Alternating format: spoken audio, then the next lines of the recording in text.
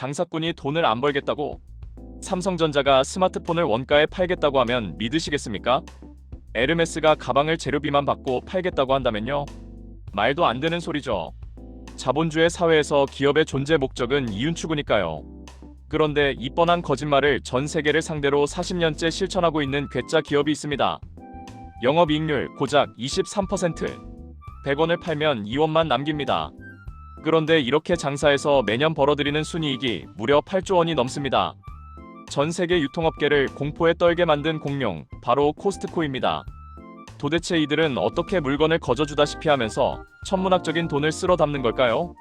오늘은 코스트코가 설계한 소름돋는 구독 경제의 비밀과 회장님이 직원을 죽여버리겠다고 협박하면서까지 지켜낸 1.5달러 핫도그의 진실을 파헤쳐봅니다.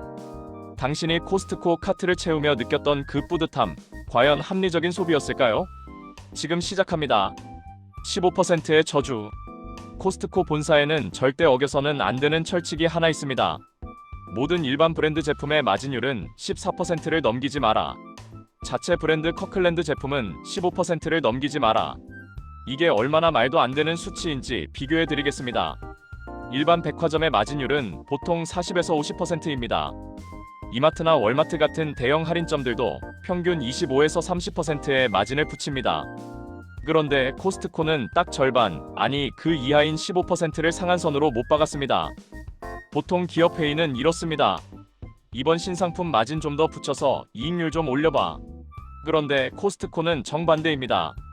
만약 어떤 직원이 이 물건 너무 잘 팔리니까 마진을 16%로 올리면 회사가 돈을 더 벌 수 있습니다라고 제안한다면 그 직원은 칭찬 대신 해고 통보를 받을 수도 있습니다. 실제로 창업자 시네갈은 이렇게 말했습니다. 우리가 15% 넘게 마진을 붙이는 순간 우리는 그저 그런 평범한 장사치로 전락한다. 심지어 그는 이 규칙을 어기는 직원이 없는지 감시하는 마진 경찰 역할까지 자처했습니다. 왜 그랬을까요? 자선 사업가라서. 천만의 말씀입니다. 이건 철저한 생존 전략입니다. 고객의 뇌리에 코스트코는 무조건 싸다라는 인식을 문신처럼 새겨넣기 위함이죠. 고객이 가격표를 의심하지 않고 집어들게 만드는 것. 그것이 코스트코가 노리는 무서운 마케팅의 핵심입니다. 죽음의 경고. 코스트코 푸드코트에 가보신 분들은 아실 겁니다. 투박한 은박지에 쌓인 핫도그와 탄산음료 세트. 이 세트의 가격은 1.5달러, 한국 돈으로 2,000원입니다. 놀라운 건 이 가격이 1985년부터 지금까지 단 1센트도 오르지 않았다는 사실입니다. 지난 40년 동안 미국의 물가는 3배 넘게 올랐고 인건비는 폭등했습니다. 상식적으로 말이 안 되는 가격이죠. 당연히 경영진 내부에서도 불만이 터져나왔습니다. 2012년 당시 CEO였던 크레이그 젤리넥이 창업자 시네갈에게 찾아가 하소연합니다. 회장님, 핫도그 팔 때마다 적자가 눈덩이처럼 불어납니다. 제발 가격 좀 올립시다. 여러분이 오너라면 어떻게 하시겠습니까? 그래, 물가도 올랐으니 50센트만 올리자라고 하는 게 합리적이죠. 하지만 시네갈의 대답은 전설로 남았습니다. 네가 핫도그 가격을 올리면 널 죽여버리겠어. 농담 같나요? 그는 진심이었습니다. 시네갈에게 1.5달러 핫도그는 단순한 간식이 아니었습니다. 그것은 코스트코의 정체성 그 자체였습니다. 핫도그 가격을 유지하기 위해 코스트코는 어떤 짓까지 했는지 아십니까? 원가 절감을 위해 기존 소시지나 품업체를 잘라버리고 직접 핫도그 공장을 세워 소시지를 생산하기 시작했습니다. 심지어 음료수 컵의 크기를 유지하면서 단가를 낮추기 위해 코카콜라와의 계약을 끊고 펩시로 갈아타는 전쟁도 불사했습니다. 이 핫도그는 경영학 용어로 로스 리더, 즉 미끼 상품입니다. 사람들은 2,000원짜리 핫도그를 먹으러 왔다가 와, 점심값 굳었네? 하는 심리적 만족감을 느낍니다. 그리고 그 만족감은 무장해제로 이어지죠. 핫도그로 돈 아꼈으니까 온 김에 이것저것 좀 사갈까? 결국 2,000원짜리 핫도그를 입에 물고 카트에는 20만원, 30만원어치 물건을 담게 되는 겁니다. 이 핫도그는 코스트코가 고객에게 보내는 우리는 가격 가지고 장난치지 않는다는 가장 강력한 신뢰의 시그널인 셈입니다. 4,000개의 비밀. 혹시 월마트나 이마트에 가면 물건 종류가 몇 개나 되는지 아십니까?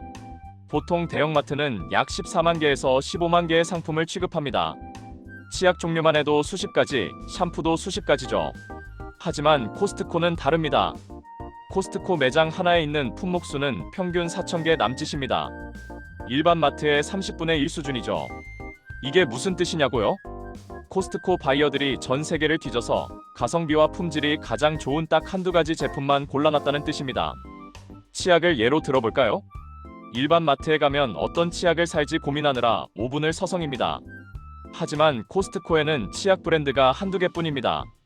고객은 고민할 필요가 없습니다. 코스트코가 갖다 놨으면 좋은 거겠지 하고 그냥 집습니다. 이게 바로 선택의 역설을 해결한 겁니다. 이 전략은 코스트코에게도 엄청난 이득을 줍니다. 품목수가 적으니 특정 제품을 어마어마한 물량으로 사들일 수 있겠죠. 이게 바로 규모의 경제 끝판왕입니다. 제조사에게 가서 우리가 너네 치약 1년치 다 팔아줄게. 대신 납품가 30% 깎아줘. 이런 협상이 가능한 겁니다. 게다가 재고 관리도 쉽고 진열도 쉽습니다. 그냥 지게차로 팔레트째 떠서 매장에 툭 내려놓으면 끝이니까요. 인건비, 진열비, 창고 관리비가 획기적으로 줄어듭니다. 우리가 보는 그 투박한 창고형 매장이 사실은 비용 효율화의 결정체였던 겁니다. 광고를 하지 않는 기업, 코스트코의 또 다른 미스터리. 여러분은 TV나 유튜브에서 코스트코 광고 보신 적 있나요? 이번 주 특가, 코스트코로 오세요. 같은 전단지 받아보신 적 있나요? 없으실 겁니다. 코스트코는 마케팅 예산이 거의 0원에 가깝습니다.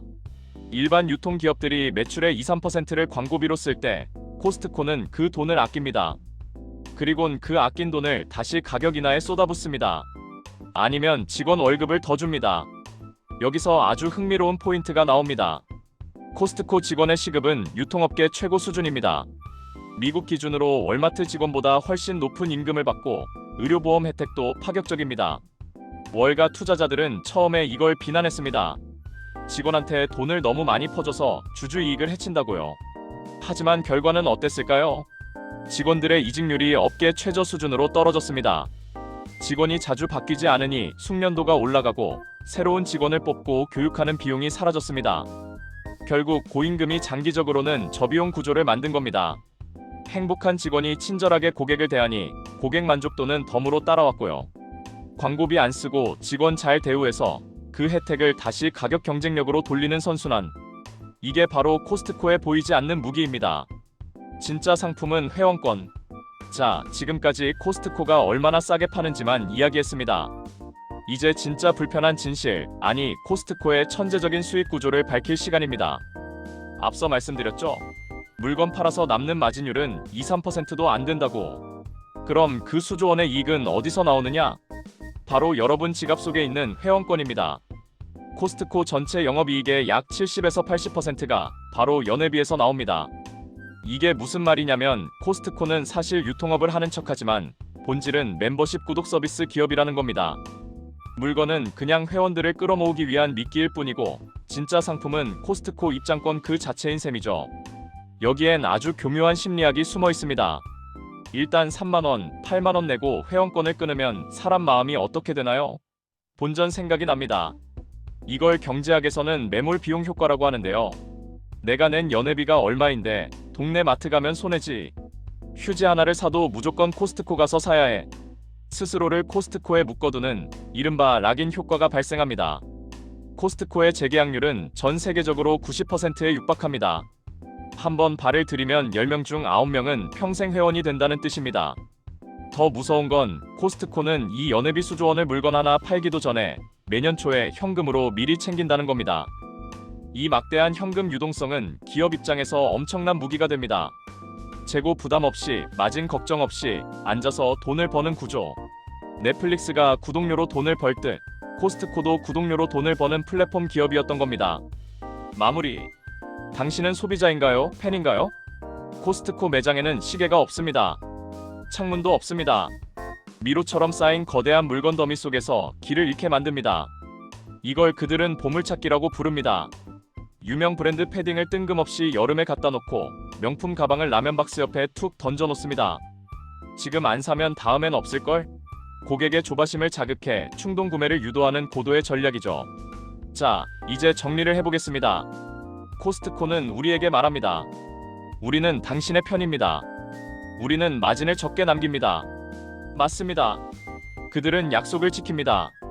핫도그 값은 여전히 1.5달러니까요. 하지만 그 착한 가격 뒤에는 우리가 평생 코스트코의 울타리 안에서만 돈을 쓰게 만들려는 치밀하고 냉정한 계산이 깔려 있습니다. 여러분은 오늘도 기름값 아끼고 물건 싸게 샀으니 이득이다라고 생각하며 카트에 수십만 원을 태우고 오셨나요? 아니면 연회비에 덫에 걸려 필요 없는 대용량 치즈볼을 사고 계신가요? 확실한 건 코스트코는 유통의 본질을 꿰뚫었다는 점입니다. 고객에게 확실한 이득을 주면 고객은 충성으로 보답한다. 이 단순한 진리를 지독하게 지켜온 뚝심이 오늘날의 코스트코를 만든 게 아닐까 싶습니다. 코스트코의 이런 전략, 여러분은 합리적인 혁신이라고 보시나요? 아니면 소비 심리를 조종하는 무서운 상술이라고 보시나요? 여러분의 다양한 의견을 댓글로 남겨주세요. 오늘 이야기가 흥미로우셨다면 구독과 좋아요 부탁드립니다. 다음 시간에도 돈이 되는 비즈니스 뒷이야기로 찾아오겠습니다.